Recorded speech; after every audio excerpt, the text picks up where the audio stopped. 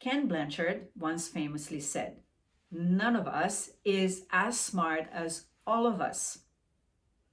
Unfortunately, the development meetings many times become just a power play.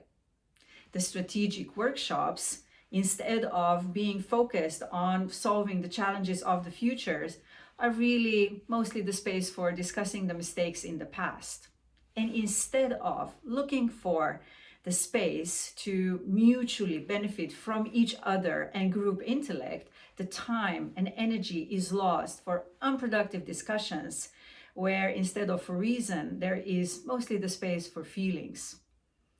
My name is Martina Merslavic, and I facilitate development and strategic workshops for clients, helping them come to better outcomes.